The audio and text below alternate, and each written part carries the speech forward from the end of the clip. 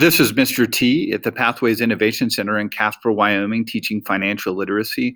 And in this screencast video, I'm going to walk you through using the calculator I built to help you see what I'm looking for in that column that says schools, training programs, alternate routes, scholarships, etc., which again, you only need to complete for your top job. I do need to see your actual calculations from this, and you could actually just include the totals here and here from work, your total costs, and list those out in that column, and then scholarships down here as you find that information. But this will help you actually make a plan to avoid debt. And so let's presume for a moment that I'm an automotive student. Now, a lot of auto students might be considering like YO Tech for diesel tech or maybe ITT Tech. But even though ITT Tech does get federal financial aid, it's a very expensive school. So unless you're wanting to be a highly specialized mechanic, I'd highly recommend you considering Casper College because it's so cheap. So if I just go to Casper College's website, and you'll have to do this for your school of choice once you've kind of narrowed it down to a school. What you're going to need to do next is actually go ahead and find out how much it costs. So if I click on the squashed hamburger or look around, now it's going to vary from institution to institution, where it says admissions and aid or prospective students or future students, it's probably where you want to go. And if it says paying for college, that's also probably where I want to go. So let's click on that. Notice how underneath that we've got tuition and fees. So I'll go ahead and click right on that. Now, you can use the net price calculator, but I'd rather just get these ballpark numbers. Since we are a resident, that means you've lived somewhere for a year. We could use resident tuition, and this is for both semesters. So in that calculator, let's say we need to put in 4050 for tuition. Okay, and hold on just a moment. I'm being interrupted. Excuse that interruption. The next thing would ask about fees. Now, sometimes those are listed separately, but this does include fees, so we don't need to worry about that. So we can leave that one blank. But it does tell us a double occupancy room with a meal plan with a housing deposit would be $72.60. Now, if you're planning to live at home, we've talked about in class that being the smart way to do it. Then you don't need to worry about including that $72.60. But as I continue to scroll down on costs, it tells me I need to budget about $13.50 for books and supplies. So I will go ahead and put $13.50 there. So notice fees is included, and if I do live in the dorms, I'm going to have to come up with about that much money. I did tell students, rather than having to actually price out what it would cost to live on their own, I would recommend that they just go ahead and figure it's going to cost between $12,000 to $15,000 a year. $12,000 if you've got some roommates, so about $1,000 a month, and that's between all your bills, not including your vehicle. But, rent, utilities, the rest of that. Now, there are cheaper ways to do that, but that's why I'm going to suggest that a dorm and meals plan gets you around $7,200.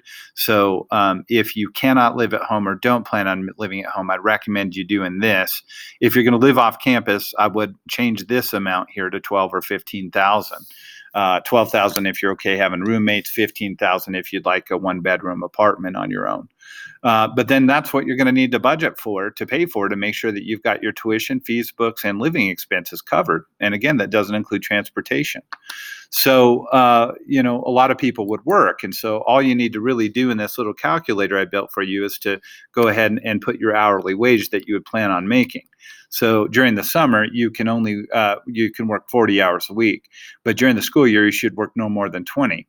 And so if you look at this, what this does is takes $9 an hour, multiply that by 20 hours a week, you get 180 a week times 4 to get the monthly gross at $720 a month.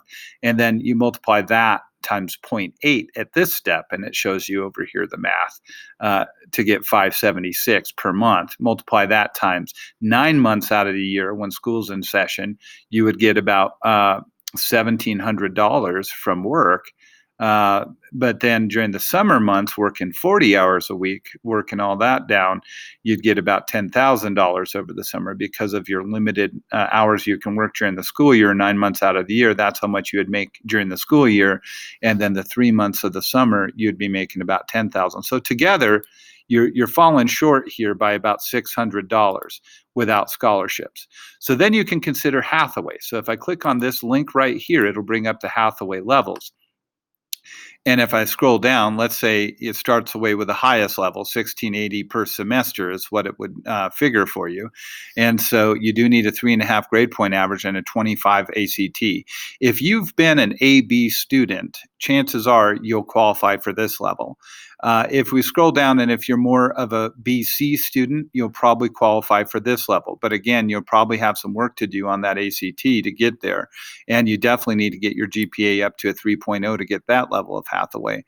But if you're more of a C student in general, you might qualify for the bottom two levels where you only have to have a 2.5 grade point average and a 19 on an ACT, or this one would accept a 17 on an ACT.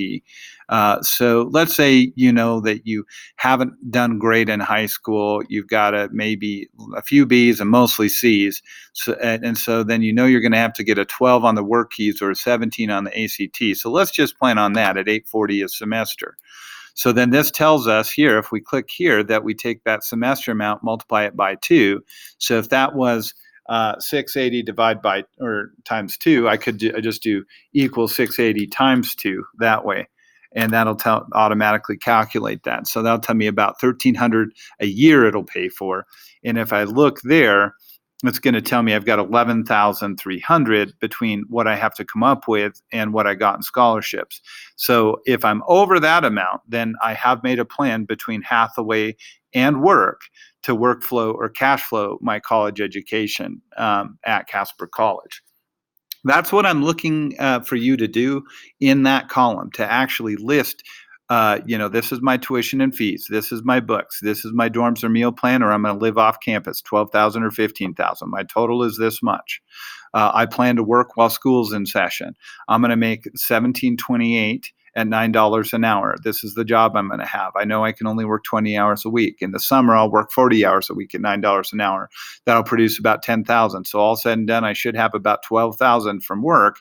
And then between Hathaway at the provisional level, I should have 1,300 a year. And then basically that leaves me with 11,300 to come up with, which I've done here in work.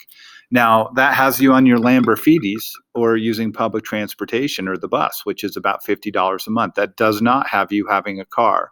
So if you're going to throw a car in there, then I'm actually going to adjust this and add a category for vehicle operating costs. You'll remember from Marcus and Jenna on the student budget assignment that it costs probably about $250 to $300 a month just to operate a vehicle without a loan payment on that. So you'll have to include that as well. And I'll include some calculation tips if you're going to have a car as well, because this is just living expenses without a vehicle. So we'll include transportation there. So we're going to make sure that if you have a negative number, like this number here from work is not greater than this number, then you either need to get a better paying job, you're going to need to get more scholarships, you're going to need to drop the car, you're going to have to consider the dorm, so on and so forth. So this calculator should help you do those calculations and put those into that table so that I can give you a score of 8 or better so we can schedule your job shadow. This has been Mr. T at the Pathways Innovation Center. If you need help, come see me at lunch.